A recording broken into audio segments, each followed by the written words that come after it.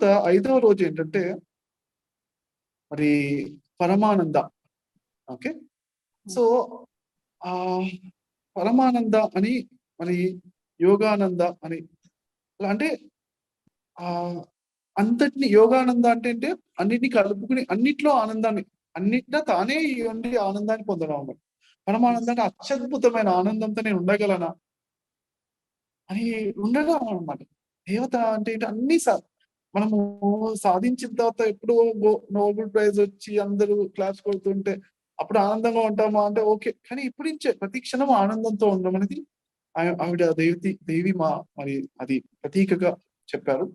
అందరం కూడా ప్రయత్నిస్తున్నాం ఆనందంగా ఈ రోజంతా ఉండాలి అని అనుకునేవాడు అనమాట ఒకతను.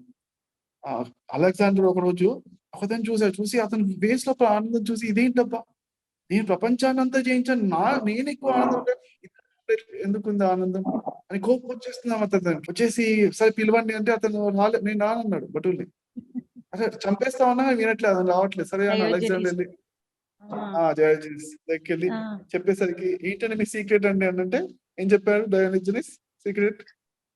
రోజు నేను నిరంతరం ఆనందంగా ఉంటాను, ఈ రోజంతా ఆనందంగా ఉంటాను అని ఆయన పొద్దునే నిర్ణయం తీసుకుంటారు అన్నమాట. సో ఈ 4వ రోజు 5వ రోజు ఏం చేయాలి, మీరు ఈ రోజంతా నేను ఆనందంగా ఉంటాను, పరమానందంగా ఉంటానని నిర్ణయం తీసుకోండి. 5వ రోజు ఆ రోజంతా ఆనందంగా ఉండండి, ఏమైనా కానీ నేను ఆనందంగా ఉంటారు. ఓకే.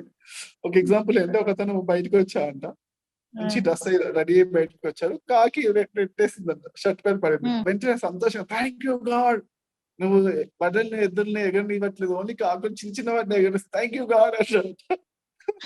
పెద్ద పెద్ద ఎగిరితే మొత్తం ఇప్పుడు ఒక షర్ట్ మాత్రం మార్చుకోవాలి కదా, సరిపోయి హ్యాపీ అన్నాడు. అలా ఏం చేసినా హ్యాపీగా ఉండాలి అన్నమాట. పాజిటివ్ థింకింగ్ తో ఎక్కువ పరిపూర్ణంగా హ్యాపీగా ఉండాలి. ఓకే. 5th డే నాడు పరమానందంతో ఉండండి.